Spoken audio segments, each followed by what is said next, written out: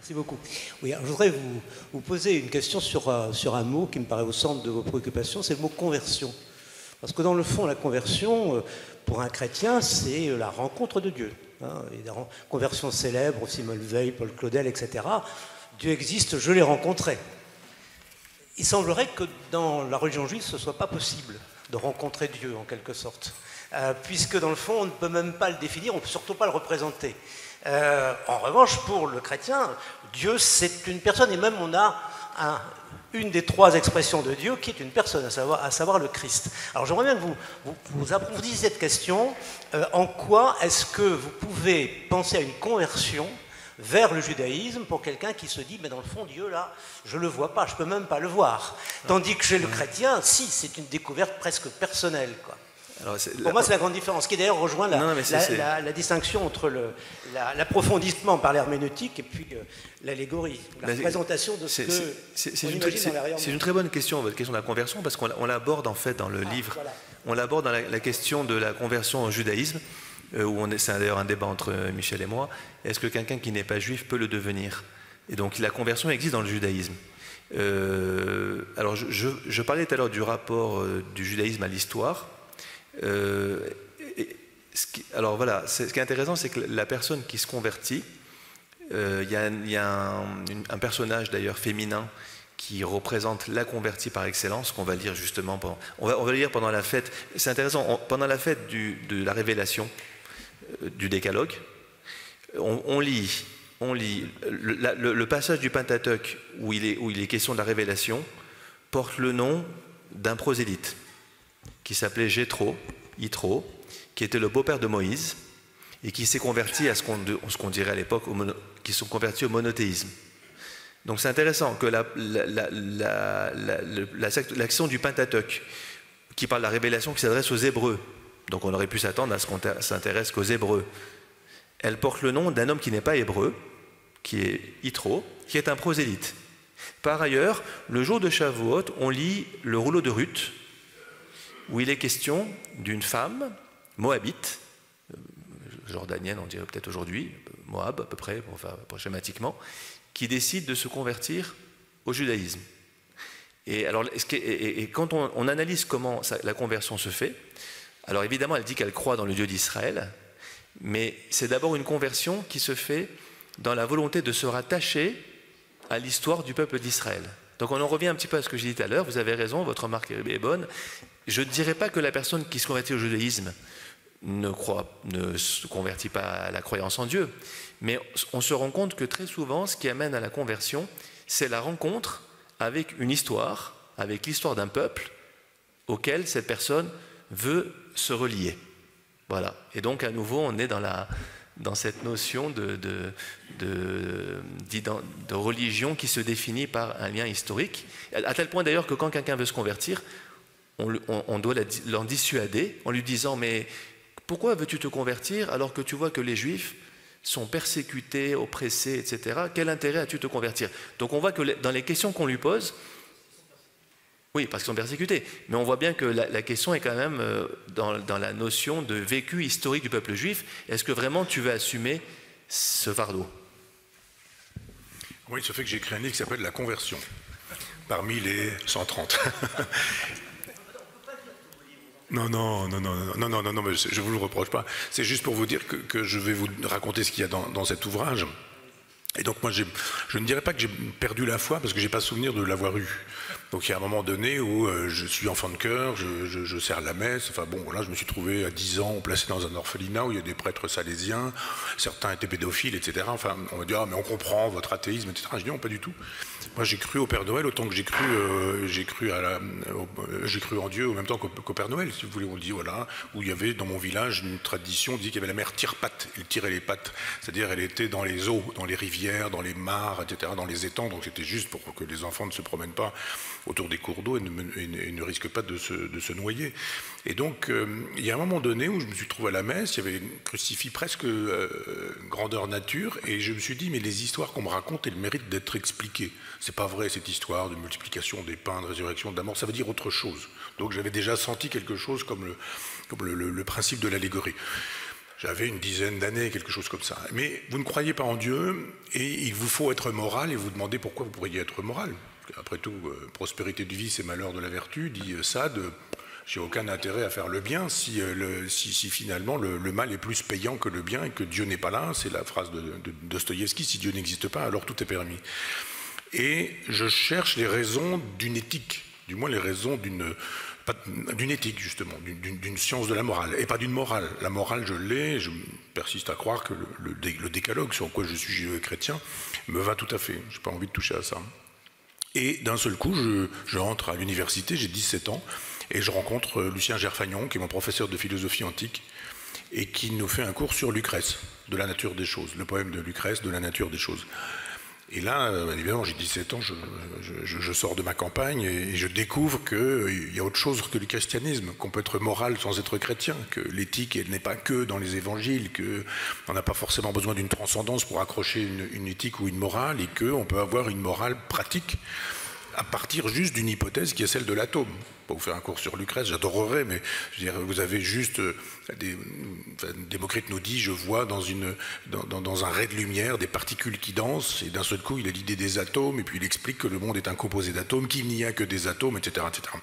Donc tout se tient, jusqu'à la pluralité des mondes, jusqu'à la question de l'amour, du langage, la généalogie de toute chose est atomique. Et je me dis, mais d'un seul coup, je vois la vie autrement. Ma vie a un sens. Et il y a eu conversion parce que, d'abord, ce qu'on oublie, vous avez parlé de quelques convertis célèbres, mais tardifs. Le premier des convertis, c'est Saül, qui devient Saint Paul. Quand vous prenez les Actes des Apôtres, il ne tombe pas de son cheval. Ça, c'est le Caravage, ça, c'est toute la peinture. Il ne tombe pas de son cheval. Si vous prenez le texte, il tombe de sa hauteur. Et puis, il perd la vue pendant 3 jours. Puis, il recouvre la vue après, et puis, etc., etc. Conversion hystérique, dirait Freud, s'il fallait trouver une expression pour ça. Mais le mot est emprunté aux philosophes antiques. C'est-à-dire que c'est dans l'Antiquité qu'on se convertit. Bien avant le judaïsme, bien avant le christianisme, vous avez des gens qui sont des portefaix, qui sont des charpentiers, qui sont des marchands de poissons, ils sont là en train de passer, ils sont en train de livrer la commande qu'on leur a passée, et d'un seul coup, sur l'agora, il y a un philosophe qui est en train de parler, qui raconte quelque chose. Il y a Socrate. Et il est là en train de dire des choses, il inquiète les gens, il questionne, il y a l'ironie, et les gens disent, moi j'arrête de faire ce métier, là, je porte mon fait, j'arrête le portefeuille, et je deviens philosophe. Et j'entre dans l'école de Socrate, ou j'entre dans l'école des pyrrhoniens, des stoïciens, des épicuriens, etc. Et la conversion, c'est effectivement la rencontre qui fait que la vie d'avant n'est plus la vie d'après. Et vous pouvez dire, c'est ce qui se passe avec Socrate et Platon, hein. Un Socrate très platonisé par Platon, parce que Socrate n'était pas ça, si on en croit Xénophon ou d'autres. Il ne faut pas croire que Socrate n'était que ce que Platon raconte, mais Platon raconte cette rencontre en disant, d'un seul coup, ma vie change, parce que le sens de ma vie change, parce que je trouve un sens à ma vie qui n'en avait pas. Et Saül devient Saint Paul justement là, quand il dit, mais j'étais dans l'errance. On sait qu'il contribue au martyre de Saint-Étienne, et qu'en tant que juif, il persécute l'un des premiers chrétiens. En gros, il nous dit qu'il garde les vêtements, mais qu'il donne un petit peu un coup de main, quoi. Et après, il nous dit, non, j'ai compris, je me suis trompé, Jésus arrive, enfin, me parle, et me dit, pourquoi tu fais ça? Qu'est-ce qui se passe? Puis d'un seul coup, une conversion totale, il devient le Saint Paul que nous connaissons. Moi, je ne fais que des propositions de conversion avec la philosophie. Avec mes livres ou avec l'université populaire. Je relance une université populaire parce que je n'arrive pas à me défaire du bonheur de la transmission. Et je vais en recréer une, là, dans mon village natal, parce que je crois effectivement qu'entendre une parole philosophique, ça peut changer la vie. Des gens me le disent. Vous pouvez ne pas me croire, mais j'ai pris 2 trains pour venir, dont un qui avait du retard. 2 personnes me l'ont dit dans les 2 trains, de Caen à Paris et de Paris à Lille, des contrôleurs, qui me disent « Ah, votre cours, l'université populaire, ça m'a changé la vie, ce livre-là que j'ai lu, etc. etc. » Donc moi, j'y crois à la conversion.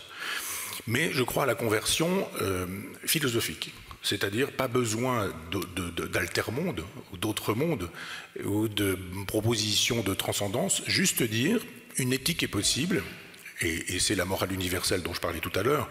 J'ai parlé tout à l'heure des textes avant, je dirais Assur, Sumer, Babylone, etc., ou l'épopée de Gilgamesh ou autres, mais même après, si vous lisez les stoïciens par exemple, Épictète, ou les lettres à Lucilius de Sénèque, c'est exactement la même morale. Au point d'ailleurs qu'on a laissé croire que Sénèque avait discuté avec saint Paul, et qu'il y a une correspondance entre Sénèque et saint Paul, qui est évidemment fautive. Matériellement, elle aurait pu avoir lieu. Sénèque s'est trouvé à Rome quand saint Paul s'y trouvait aussi, et ils auraient vraiment pu converser. Bon, c'est un faux médiéval, mais cette idée qu'une éthique universelle existe, indépendamment de la transcendance, indépendamment de la religion, et qu'on peut entrer dans cette éthique universelle par une conversion qui serait une conversion philosophique, ça, j'y crois beaucoup, puisque j'en fais l'essentiel de mon existence, du moins dans la transmission qui est la mienne. Déjà, je voudrais vous remercier, parce que c'était un échange très très vif et très enrichissant. Alors, vous avez posé une bonne question. Comment je fais pour rencontrer Dieu? Et puis en même temps, vous avez posé la question de y a-t-il un autre monde dans le judaïsme? Alors je vais illustrer ça par une histoire qui m'est arrivée il y a... Je vais raconter quelques histoires personnelles. J'en ai aussi, il y a une trentaine d'années, un dimanche après-midi, je me promenais avec mes aînés et on est arrivé à la hauteur de... Alors c'est assez significatif comme lieu, puisque c'est le parvis Saint-Maurice, et en face, rue de Sec-Arambeau. Et là, je tombe à cette période-là, à Lille, il y avait des évangélistes très très actifs. Et je tombe sur deux types, à cet endroit-là, en imperméable, qui faisaient mine de faire un sondage. Parce qu'en général, rue du Sec-Arambeau, il y a des sondages sur la lessive, toutes sortes de choses, commandées par des boîtes de pub. Et donc, en attrape-nigo, vous arrivez, vous avez un type en imperméable, je peux vous poser une question? Ouais, puisqu'après vous allez partir avec un paquet de lessive, donc vous avez envie de vous arrêter. Et il me dit, je peux vous poser une question? Je dis oui.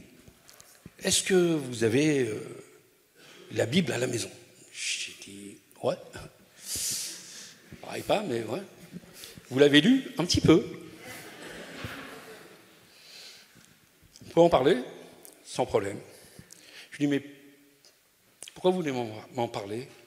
Il me dit, parce que, voilà, j'ai vécu une expérience, comme vous l'avez dit, une sorte de conversion. J'ai rencontré Dieu.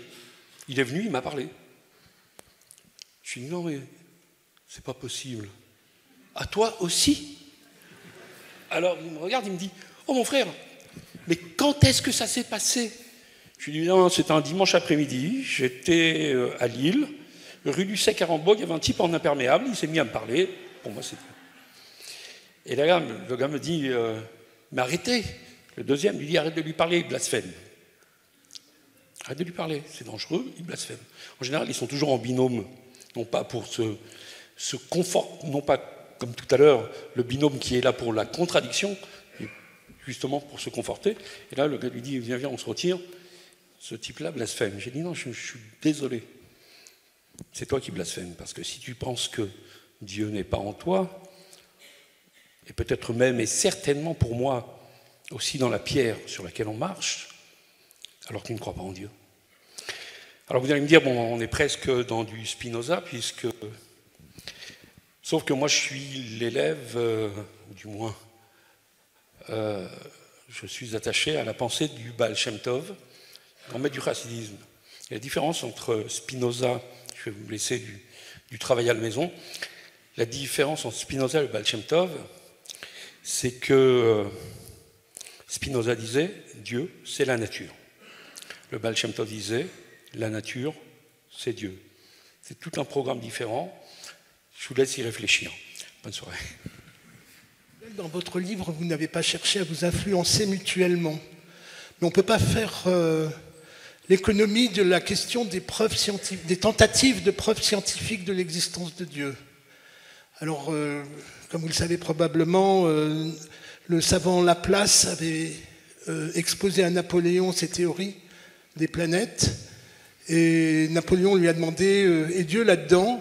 Et il lui a répondu « Sire, je n'ai pas besoin de cette hypothèse. » Mais récemment, enfin, à plusieurs reprises, mais récemment, il y a un livre qui a fait le buzz, qui est celui de Michel Bolloré, le frère du fameux Vincent, et puis d'un philosophe chrétien qui s'appelle, je crois, Hubert Benassi, qui ont prétendu démontrer scientifiquement l'existence de Dieu, la science, l'épreuve, la science Dieu et l'épreuve, en modélisant le changement. Vous savez qu'il y a 14 constantes universelles en physique, en modélisant le changement d'une de ces constantes, et ils ont démontré que si on changeait une de ces constantes à la 6e virgule, le monde ne serait pas tel qu'il est. Alors, j'ai des critiques énormes à faire à cette méthodologie parce qu'ils estiment que le monde a été fait en une fois, alors que l'on sait par exemple que l'évolution a été très longue, et que la nature bricole, comme disait François Jacob, c'est-à-dire elle procède par essai-erreur. Et je pense que ce livre est extrêmement critiquable du point de vue méthodologique, mais je voudrais savoir ce que vous pensez des tentatives de démonstration scientifique de l'existence d'un architecte, disons, peut-être ils ne sont pas allés jusqu'à dire que c'était Dieu, mais d'un architecte qui organise l'univers. Alors moi j'ai deux critiques par rapport à... Moi j'aime pas en fait du tout ces démarches. J'ai deux critiques. Une, je pense que Michel la partage avec moi, c'est que l'argumentation elle est téléologique. Ça veut dire qu'ils savent déjà où ils veulent aller. Ils croient déjà et ils vont essayer de prouver par des arguments scientifiques qu'ils ont raison de croire.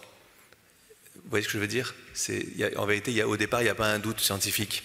C'est une certitude, une conviction qu'on va essayer d'étayer par des arguments. C'est la première critique que je fais. La deuxième critique, elle est plus fondamentale à mon sens, et je l'ai souvent dit, c'est que si vous arrivez à prouver... il y a des rabbins aussi chez nous qui font ça. Hein. Il y a des rabbins qui essaient de démontrer par différentes manières que l'existence de Dieu, etc. Simplement, moi, ce qui me gêne dans cette approche, c'est que si vous démontrez l'existence de Dieu, vous n'êtes plus dans la foi. C'est autre chose. Ça devient une certitude. Et quand vous dites foi, ou quand vous dites croire, par définition, ça présuppose le doute. Et donc, j'adhère pas du tout. J'adhère pas. Je dirais même ce que dit Maïmonide dans le Guide des Égarés. Il y a une très belle phrase où il dit en substance qu'en réalité, même quand Dieu fait des miracles, c'est Leibovitch qui a repris aussi cette idée, que même quand Dieu fait des miracles, ça n'empêche pas qu'au pied du mont Sinaï, on a fabriqué le veau d'or. Donc ça veut dire que même les miracles ne sont pas capables de créer la foi chez ceux qui assistent au miracle, parce que sur le moment, c'est spectaculaire, c'est impressionnant, mais une fois que l'effet du miracle se dissipe, on en revient à la possibilité du doute.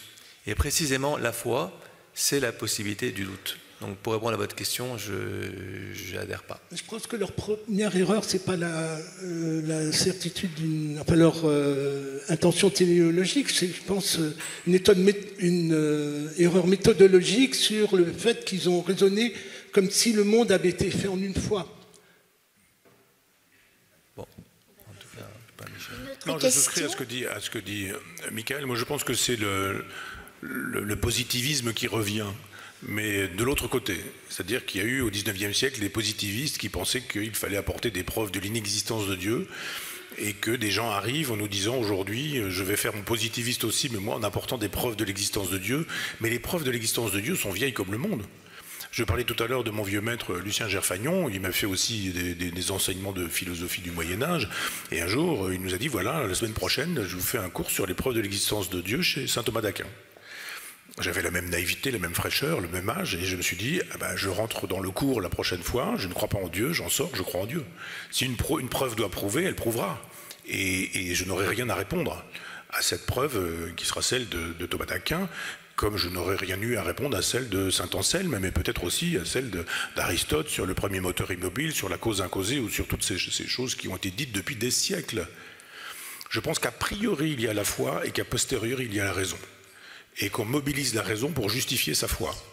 On ne peut pas intervenir en disant « je vais vous donner la foi » ou « je vais vous retirer la foi ». On ne peut pas dire « je suis capable de vous l'imposer », c'est ce dont je parlais tout à l'heure, c'est la question de la grâce.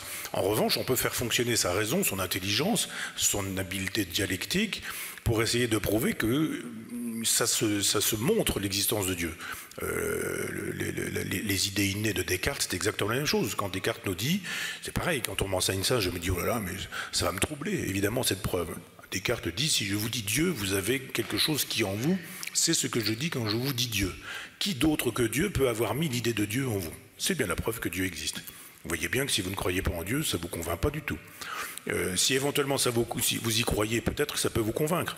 Aristote, quand il nous dit tout est mis en mouvement, tout est mouvement, donc tout est mu. Un moteur doit être à l'origine de ce qui est mu. Et il faut à un moment donné un moteur non mu, c'est-à-dire un moteur de lui-même, qui s'appelle une cause incausée. Cette cause incausée, c'est Dieu. Ben oui, je me dis d'accord, mais ça ne me convainc pas plus. C'est-à-dire que les preuves ne convainquent que ceux qui croient déjà. Et cette façon qu'ont M. Bolloré et son ami là, de croire que la science nous permettra de tout montrer et qu'on peut avec la science montrer l'existence de Dieu, ce ne sont jamais que des reprises de toutes les preuves de l'existence de Dieu qui ont été données dans l'histoire de la philosophie. Toutes.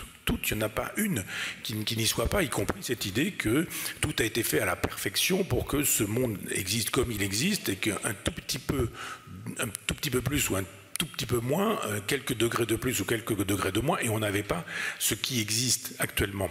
Oui, mais il y a plein de choses qui n'existent pas, ça n'est pas une preuve de l'inexistence de Dieu non plus.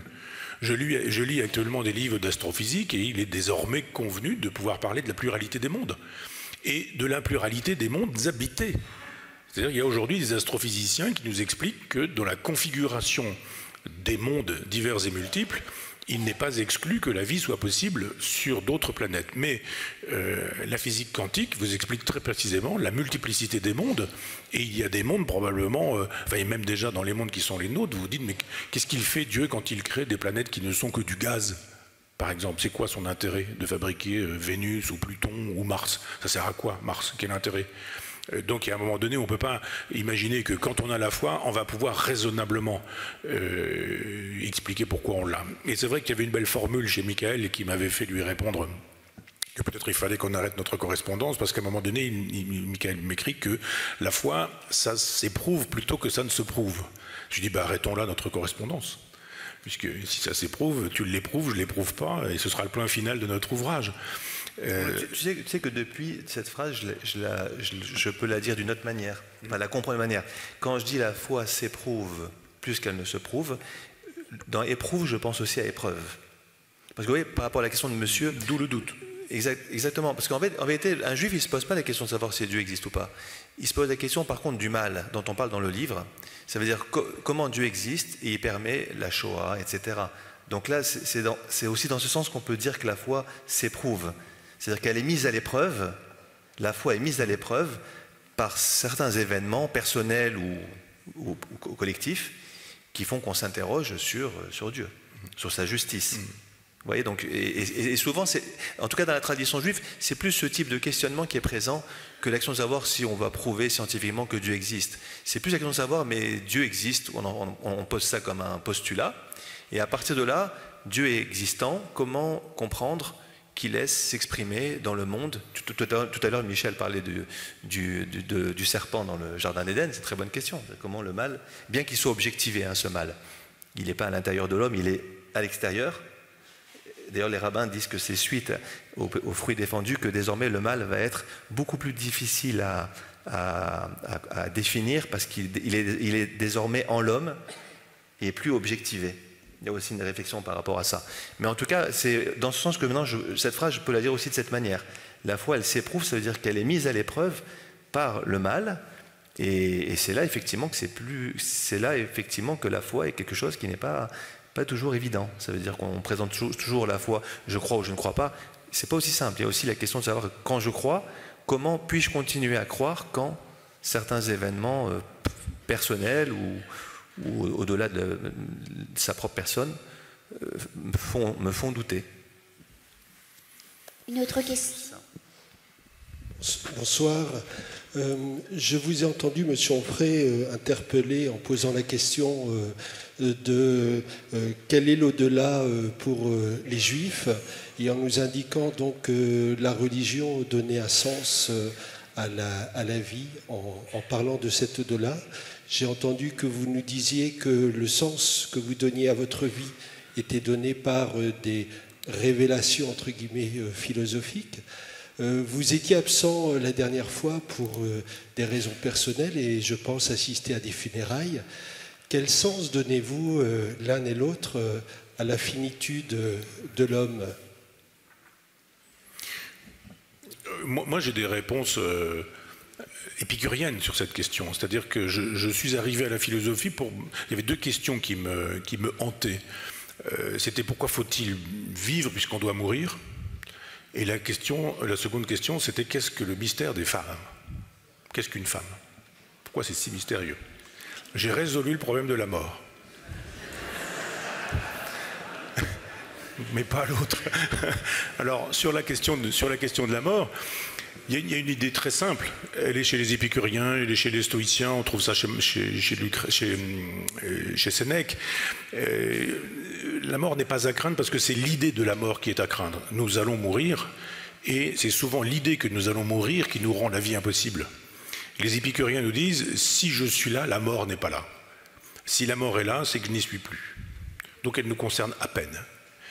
Et alors évidemment, c'est l'époque d'Épicure, hein, c'est-à-dire qu'on n'a pas les médicaments, on n'a pas la possibilité de soigner la douleur, etc., etc. Mais aujourd'hui, on peut vivre longtemps la douleur. C'est-à-dire la mort peut être là longtemps, on peut la regarder en face, et la question se pose autrement. Mais je pense que longtemps dans la vie, on se pourrit l'existence avec la mort parce qu'on se dit que nous allons mourir. C'est-à-dire qu'on présentifie quelque chose qui n'aura lieu qu'à un moment donné, et le temps viendra, et ça suffira bien, le temps où ça viendra, de le vivre comme il faudra le vivre. C'est l'une des grandes leçons des épicuriens que de dire qu'on ne doit ni aller chercher dans le passé, avoir la nostalgie du passé. Nostalgie, étymologiquement, c'est la douleur du passé. L'algie, c'est la douleur. Hein. Et ni faire dans la futurition, c'est-à-dire de dire « Oh là là, je vais mourir, je vais souffrir, je vais vieillir, je risque de perdre l'argent que j'ai. » Enfin, le savetier financier de La Fontaine, par exemple. Enfin, toutes ces craintes qui font qu'on ne sait pas habiter pleinement le présent. Donc, je ne crois pas à un avenir post-mortem. Je crois que mes atomes se décomposeront et que je cesserai d'exister et que les traces que je laisserai disparaîtront aussi assez rapidement et qu'il y a un moment donné où j'irai rejoindre ces morts qui sont vraiment morts, c'est-à-dire ceux dont on ne s'occupe plus dans les cimetières. Mais par ailleurs, résoudre le problème de la mort, ce qui est pour moi donner un sens à l'existence, c'est de penser effectivement qu'il ne faut pas s'encombrer de l'idée de la mort dans le temps où elle n'est pas encore là et que le temps venu, si finalement on a bien vécu sa vie, quand je dis bien vécu, c'est pas au sens trivial du terme, c'est-à-dire si on a mené une vie philosophique, d'une certaine manière, on devrait pouvoir être prêt. Quand Cicéron dit, on dit souvent que c'est Montaigne qui le dit, mais Montaigne reprend cette phrase à Cicéron, mais quand Cicéron dit que philosopher, c'est apprendre à mourir, je crois qu'il a raison. Et que je ne conçois la philosophie que comme ça, comme un art de bien vivre, qui prépare à l'art de bien mourir. C'est le sens de l'existence, nous sommes entre deux néants, nous venons d'un néant, nous y retournerons, mais du moins en attendant, il y a la vie. La question n'est pas pour moi, y a-t-il quelque chose après la mort, mais y a-t-il quelque chose avant la mort? La réponse est oui, évidemment. Et c'est la vie. Et la chose qui existe avant la mort et qui est la vie mérite d'être sculptée, taillée, construite, voulue. Et c'est le projet de toute existence philosophique. Voilà, la réponse juive, elle ressemble un petit peu à celle de Michel, mais elle est un peu différente quand même. Pour nous, il n'y a pas de néant, il y a une éternité, il y a une âme éternelle avant la naissance et une âme éternelle après la mort. Alors d'ailleurs, la question qui est posée, le Quetzalcoatl Rochen, il pose la question de savoir, mais alors finalement, puisque l'âme est éternelle, à quoi ça sert qu'elle soit mise dans un corps mortel? Très bonne question. Et la réponse, et je réponds à la question de monsieur, c'est peut-être pour ça qu'on ne se préoccupe pas tellement de ce qui se passe après la mort chez nous. On se préoccupe beaucoup plus de la vie. Notre religion est une religion de vie. Parce que finalement, ce qui se passera après la mort sera tributaire de la vie qu'on aura menée dans ce monde. Et donc finalement, c'est ici qu'on doit s'investir au niveau moral, au niveau religieux. Parce que ce qui viendra après ne sera que la résultante de ce qu'on aura fait ici-bas. À partir de là, et c'est la réponse d'ailleurs à la question que je posais tout à l'heure, c'est que le sens de la venue de l'âme dans ce monde, c'est les rabbins disent éviter de manger le pain de la honte. Le pain de la honte, en fait, c'est l'âme qui reçoit la grâce de Dieu sans l'avoir mérité. avant la naissance, l'âme est éternelle.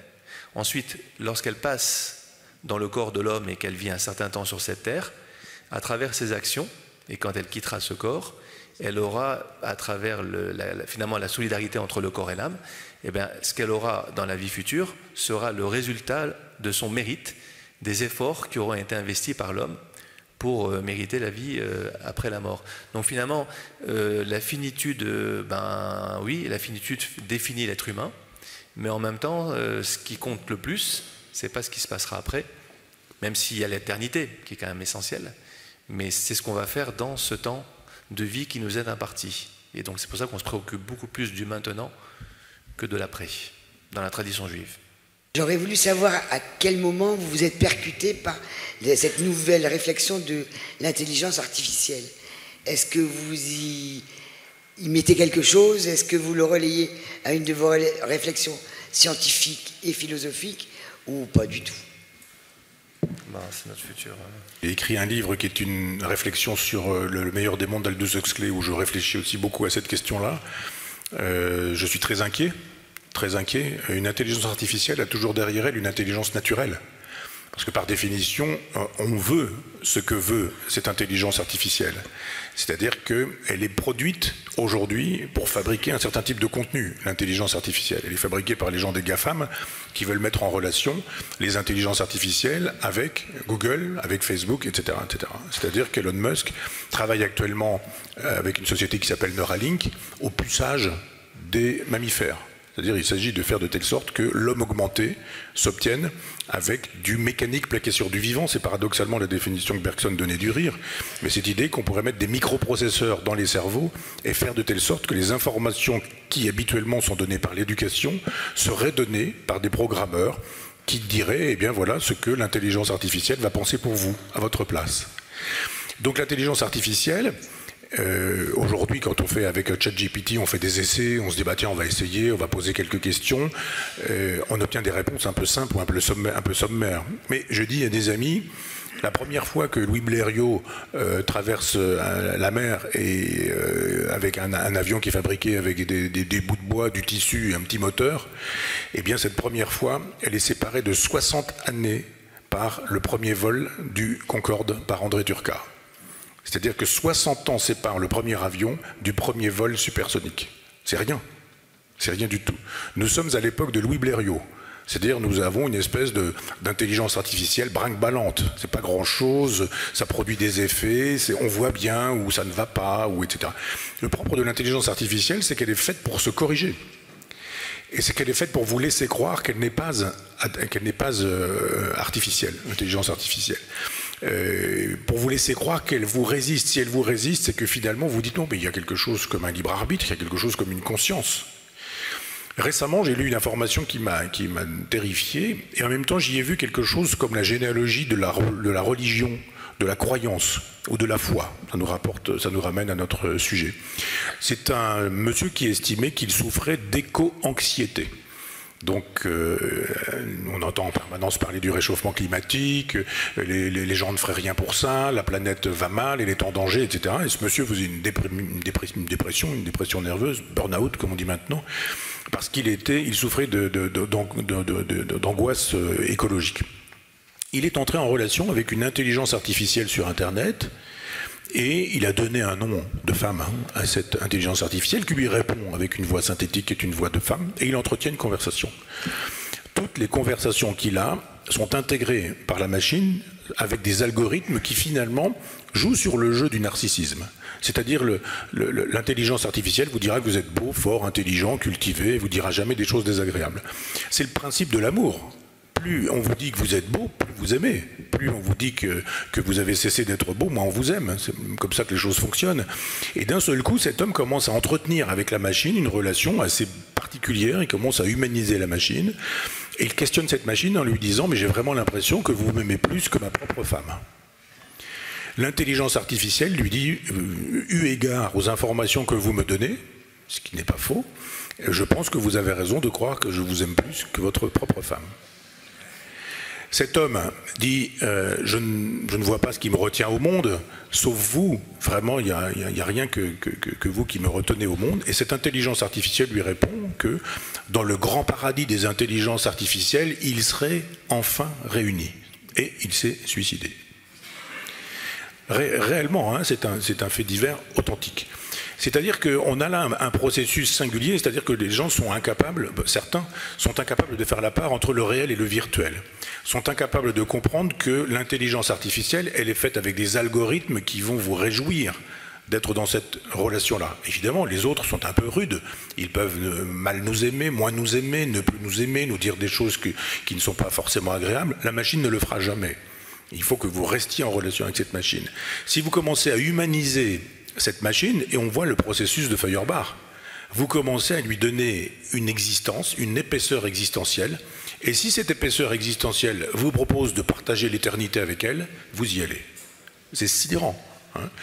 Donc je pense que les gens qui ont travaillé à l'intelligence artificielle se rendent compte qu'ils ont créé quelque chose de terrible. Il y a quelques-uns qui sont en train de démissionner en disant « n'imaginez pas que ceci ou que cela ». Il n'empêche que c'est parti, et je ne vois pas comment on pourrait s'opposer à ça. Il faudrait une puissance spirituelle pour s'opposer à ça. Le pape ne s'y opposera pas, perdu sur ces sujets-là. L'islam ne s'y opposera pas non plus. Je ne pense pas que le judaïsme, je ne sais pas si on peut parler du judaïsme en général, mais je sais que Israël comme État travaille beaucoup dans ce sens-là. Ils sont très en pointe sur les questions d'intelligence artificielle, de transhumanisme. C'est une question à poser aussi. Et je crois que ça va partir parce qu'il y a un moment donné où on programmera les intelligences artificielles pour qu'elles se déprogramment de l'intelligence naturelle afin qu'elles se créent elles-mêmes une autonomie d'intelligence artificielle. Ce qui est déjà le cas et qui a rendu possible des inventions de langage entre intelligences artificielles connectées. C'est-à-dire qu'elles s'inventent un langage qui n'est pas susceptible d'être compris par ceux qui les ont tout de même programmés. C'est l'apprenti sorcier. C'est-à-dire que vous avez créé un monstre qui vous échappe totalement et qui prend son autonomie. Donc il y a un moment donné où il va falloir se poser la question, parce qu'on ne pourra pas faire sans, mais comment fera-t-on avec ? Par exemple, on dit, est-ce qu'il faut être pour ou contre l'intelligence artificielle? Ça n'a pas grand sens quand vous savez, par exemple, qu'un radiologue qui voit des quantités de radio dans une journée, il peut se tromper parfois sur un diagnostic, il peut ne pas voir une tumeur, il peut passer à côté de quelque chose, et puis peut-être que l'image peut être mauvaise, etc. Et puis, il a des capacités humaines, elles peuvent être grandes, elles sont tout de même limitées par rapport à une intelligence artificielle qui pourra scanner en 3 minutes des millions d'images, et qui sera capable de vous faire un diagnostic en disant à chaque fois qu'il y a eu cette image, il y a eu ce type de cancer, donc c'est ceci, puis qui éventuellement vous dira il y a eu tel type de soin qui a été fait en tel endroit, qui a produit tel type d'effet avec des statistiques, etc. etc. C'est-à-dire que l'intelligence artificielle peut parfois mieux faire des choses que certains hommes. Et donc il y a des avantages. Pardon. Oui, ouais, c'est ça le problème. C'est-à-dire que c'est pas pour ou contre l'intelligence artificielle, c'est-à-dire que sur certains sujets ce serait formidable, sur certains domaines ce serait formidable. Je parle là par exemple d'un diagnostic en oncologie que l'intelligence artificielle ferait mieux qu'un homme. Mais on sait très bien que si aujourd'hui vous dites à un collégien qu'il pourra faire un devoir avec une intelligence artificielle sur son ordinateur domestique, bah, il est bien évident que celui-là, il ne va pas se fabriquer un cerveau, une intelligence, parce qu'il aura délégué à la machine une intelligence qui n'aura pas eu le temps de se constituer. Donc ce que propose le transhumanisme, ce que propose Elon Musk, ce que propose aujourd'hui l'intelligence artificielle, c'est de fabriquer une civilisation hyper élitiste, avec des gens des GAFAM qui s'obtiendront une espèce d'immortalité. On n'a pas le temps de rentrer dans le détail, mais je pourrais revenir pour une conférence si vous voulez un jour, mais je veux dire qu'ils s'obtiendront une immortalité en disant les autres, ce seront les esclaves. Le projet d'Elon Musk, avec Neuralink, c'est ça. Avec SpaceX, c'est de faire une fusée qui est susceptible de nous défaire de cette planète en pensant que l'ultime migration, elle se fera en dehors de la Terre, soit sur des exoplanètes, et il y a des milliers d'exoplanètes sur lesquelles la vie est possible, indépendamment de Mars, bien sûr, et il y travaille. Ce qui n'est pas si sot que ça quand on sait que le Soleil est à la moitié de son existence et que dans 3 milliards d'années, il disparaîtra totalement, c'est-à-dire il explosera. Et il y aura un processus de décomposition qui va faire que la Terre va disparaître, la vie va disparaître sur la Terre, et si l'homme veut travailler à sa survie, il faut songer comme Christophe Colomb en son temps avec les caravelles découvre l'Amérique, il faut songer à faire migrer l'espèce humaine, et Elon Musk y travaille. C'est-à-dire qu'il y a un projet chez cet homme, qui est à demi-fou, mais qui est en même temps à demi-génial, et Neuralink en fait partie, l'intelligence artificielle en fait partie. Si vous conduisez une voiture Tesla, c'est fait pour produire de l'intelligence artificielle. Ne croyez pas que c'est juste un truc sympathique, branché et geek. Toutes les informations que vous donnez à votre voiture, à votre véhicule, s'en vont dans les datas. Et nous parlions tout à l'heure de l'immortalité de l'âme. Eh bien, ces gens pensent que nous sommes nos datas. Et que quand vous mourrez, votre survivance, elle s'effectue dans des datas qui seront susceptibles d'être remises dans un cerveau à partir d'un pulsage qui permettra de dire « vous êtes vos datas ». Là encore, je vous redis, on est dans l'époque de Louis Blériot, ça démarre, mais il y a un moment donné où quand on aura tout dit, tout enregistré, tout fait, tout pensé, etc., eh bien on pourra faire votre intelligence artificielle. On peut dès à présent, avec les traces que vous avez laissées, fabriquer votre intelligence artificielle et demander à votre intelligence artificielle de parler. Le premier qui a inventé ça, il a appris que son père était en train de mourir d'un cancer, et il a enregistré son père, qui avait connu la Shoah. Et quand son père est mort, il a eu un certain temps il n'a pas pu questionner cette intelligence artificielle. Puis après, il a questionné l'intelligence artificielle qui répondait aux questions que le fils lui posait, les petits-enfants lui posaient post-mortem. Donc c'est une potentialité extraordinaire, mais psychiquement, pour les gens extrêmement fragiles, ce sera problématique. Il y a effectivement des gens qui ne se feront jamais à l'idée que leurs morts sont morts et qui continueront à vivre avec des morts comme s'ils étaient des vivants, ou qui vivront une vie virtuelle. Je rentre du Japon, là, la sexualité virtuelle est considérable au Japon. Une civilisation où on se touche assez peu, où très peu sensuelle, très peu démonstrative, etc. Mais alors ils sont très en pointe sur les questions de sexualité haptique, c'est-à-dire par le toucher. Vous avez des combinaisons où vous pouvez vivre des expériences sexuelles uniquement à partir du virtuel. Vous pouvez vous dispenser du réel.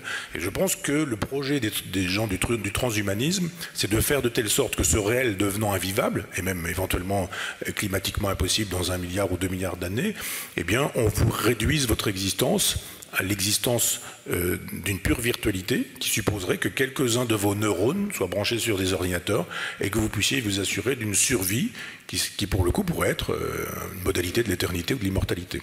Nous changeons de civilisation, c'est évident.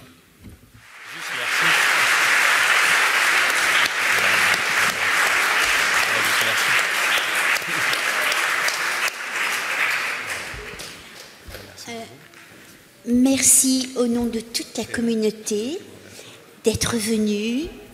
Vous avez eu un public qui était vraiment ébahi et à votre écoute entièrement. Et on n'a qu'une envie, c'est de vous réentendre.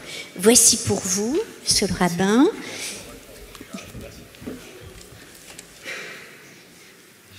Monsieur Onfray. C'est gentil beaucoup, merci beaucoup. Et vous repartez avec un peu de lecture pour la maison.